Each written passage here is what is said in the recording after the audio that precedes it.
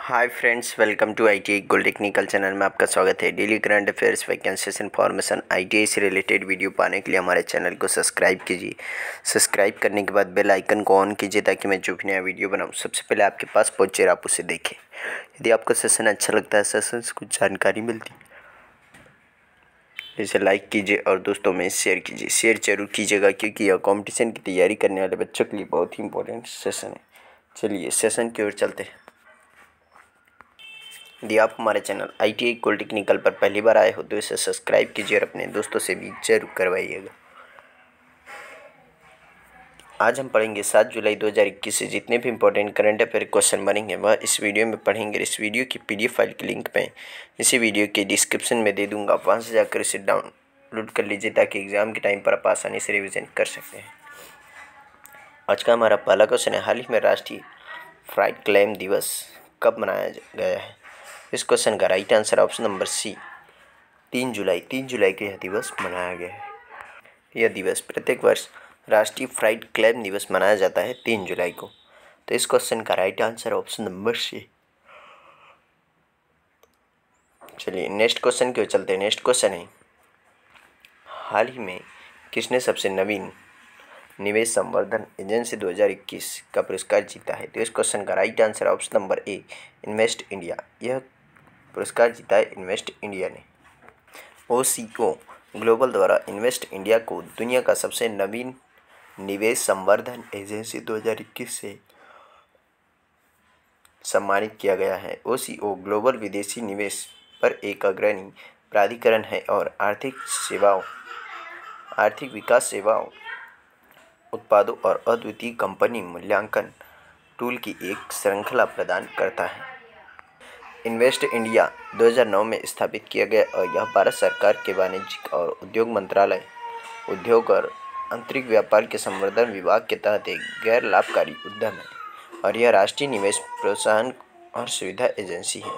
Invest India Bharat में स्थायी निवेश को सक्षम करने के लिए क्षेत्र विशिष्ट निवेशक लक्ष्यीकरण और नई साझेदारियों के विकास पर ध्यान केंद्रित करता है।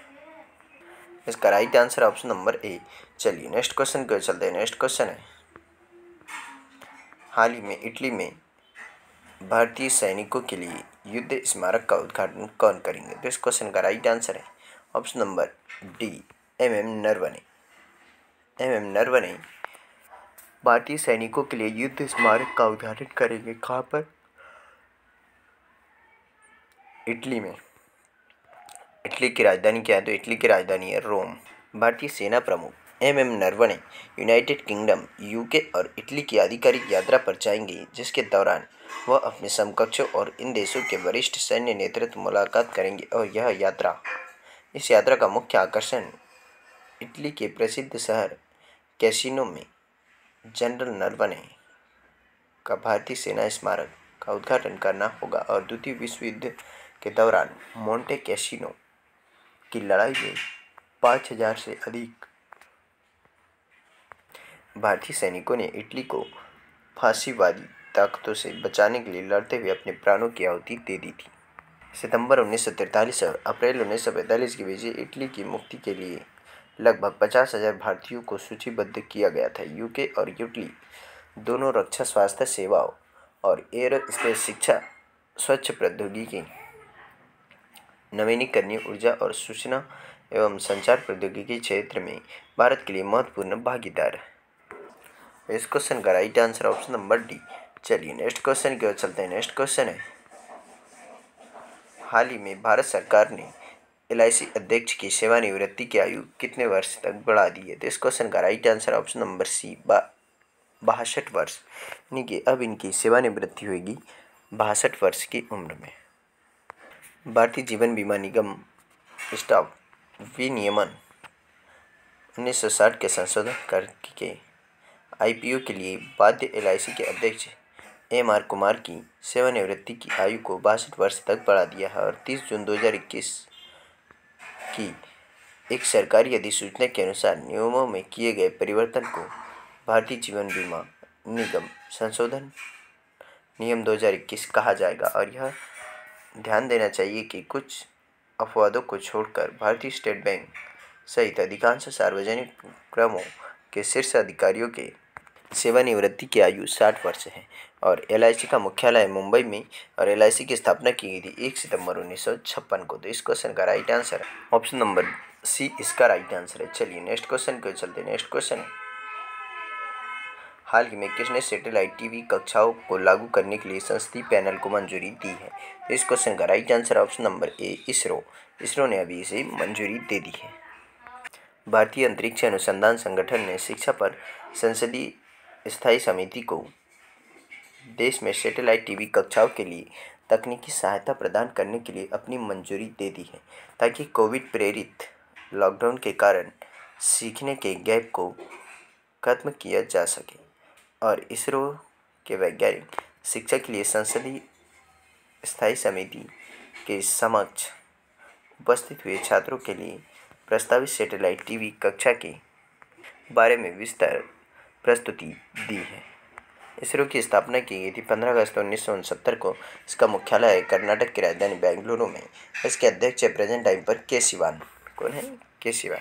इसका राइट आंसर है ऑप्शन नंबर ए इसका राइट आंसर है। चलिए नेक्स्ट क्वेश्चन की ओर चलते हैं। नेक्स्ट क्वेश्चन है, हाल ही में कहाँ की 149 साल पुरानी दरबार मूव परंपरा समाप्त हुई है? तो इस क्वेश्चन का right answer option number D Jammu Kashmir. Jammu Kashmir की राजधानी है जम्मू और श्रीनगर, और जम्मू कश्मीर एक केंद्र शासित राज्य बना दिया गया 5 अगस्त 2019 को। और यहाँ पर राज्यपाल हैं, कौन है? मनोज सिन्हा अभी प्रेजेंट टाइम पर। और जम्मू कश्मीर राज्य का विशेष दर्जा हटाकर इसे 2 केंद्र शासित प्रदेश में नियोजित किया गया है। एक तो जम्मू कश्मीर और दूसरा लद्दाख। एलजी मनोज सिन्हा ने ग्रीष्मकालीन राजधानी श्रीनगर और शीतकालीन राजधानी जम्मू के बीच कार्यालयों को स्थानांतरित करने की 149 साल पुरानी द्विवार्षिक परंपरा को औपचारिक रूप से समाप्त कर दिया है।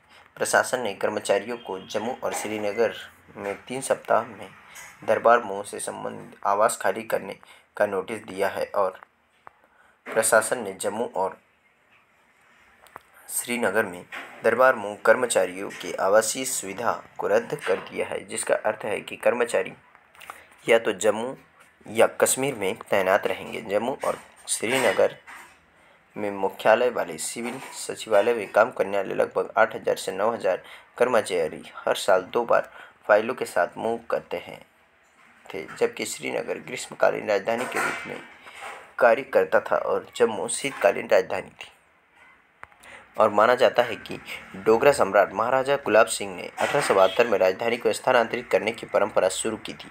परंपरा को 1947 के बाद जम्मू कश्मीर के राजनीतिक वर्ग द्वारा जारी रखा गया था, क्योंकि यह एक प्रमुख पुल के रूप में काम करता था और कश्मीर और जम्मू क्षेत्र के 2 विविध भाषाई और सांस्कृतिक समूहों के बीच बातचीत के लिए एक स्थान था।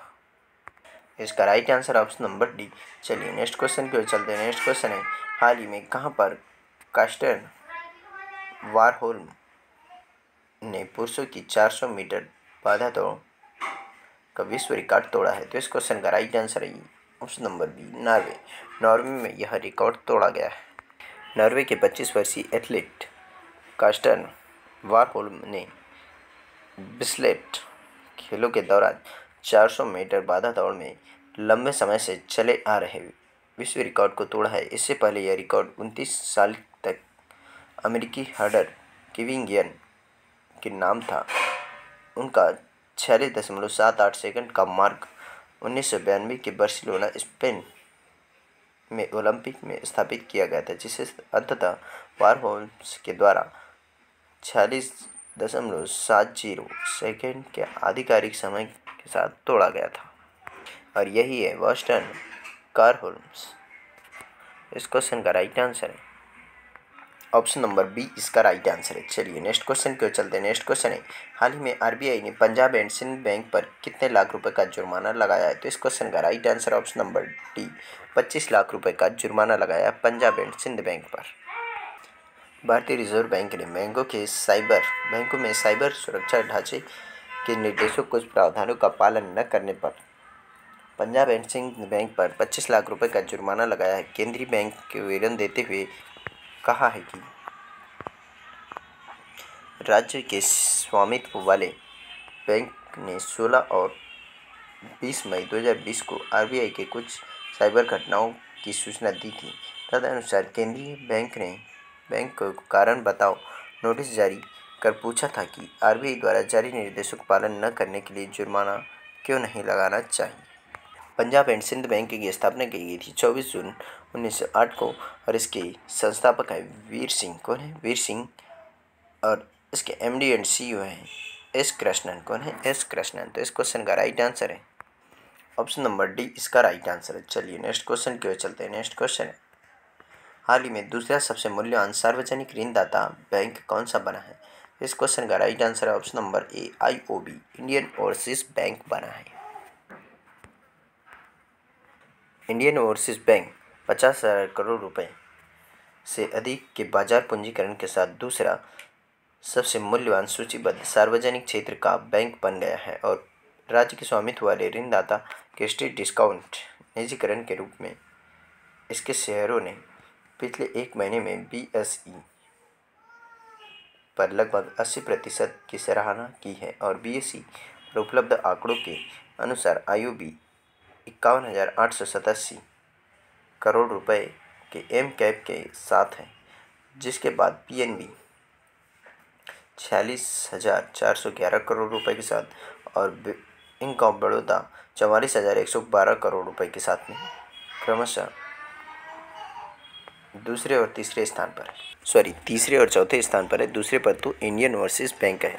इसका इंडियन ओवरसीज बैंक का मुख्यालय है चेन्नई में और इसके प्रेजेंट टाइम पर सीईओ हैं पार्थ प्रतिम सेनगुप्ता और इसके संस्थापक है एम चिदम्बरम चेट्टियार और इसकी स्थापना की गई थी 10 फरवरी 1987 को चेन्नई में। तो इसका राइट आंसर है ऑप्शन नंबर ए, इसका राइट आंसर है। चलिए नेक्स्ट क्वेश्चन की ओर चलते हैं। नेक्स्ट क्वेश्चन है, हाल ही में किसने NHSRCL के एमडी के रूप में कार्यभार संभाला है? तो इस क्वेश्चन का right answer option number A, Satish Agnihotri. Satish Agnihotri ने NHSRCL के एमडी के रूप में कार्यभार संभाला है। यही है सतीश अग्निहोत्री। सतीश अग्निहोत्री ने national high speed rail corporation limited के प्रबंधक निदेशक के रूप में कार्यभार ग्रहण किया है और उनके पास मेगा रेल इंफ्रास्ट्रक्चर परियोजनाओं के कार्यान्वयन में 20 से अधिक वर्षों का अनुभव है। उन्होंने रेल विकास निगम लिमिटेड के अध्यक्ष और प्रबंध निदेशक के रूप में कार्य किया है और जो लगभग 9 वर्ष तक रेल मंत्रालय के तहत एक अनुसूची ACPSE है। इस क्वेश्चन का राइट आंसर है ऑप्शन नंबर ए। चलिए आज का सेशन यहीं समाप्त होता है। यदि आप हमारे चैनल ITI गोल्ड टेक्निकल पर पहली बार आए हो तो इसे सब्सक्राइब कीजिए। सब्सक्राइब करने के बाद बेल आइकन को ऑन कीजिए ताकि मैं जो भी नया वीडियो बनाऊं सबसे पहले आपके पास पहुंचे और आप उसे देखिए। यदि आपको सेशन अच्छा लगता है, सेशन से कुछ जानकारी मिलती है तो इसे लाइक कीजिए और दोस्तों में शेयर कीजिए। Thank you so much watching for my video. मिलते हैं नेक्स्ट सेशन में।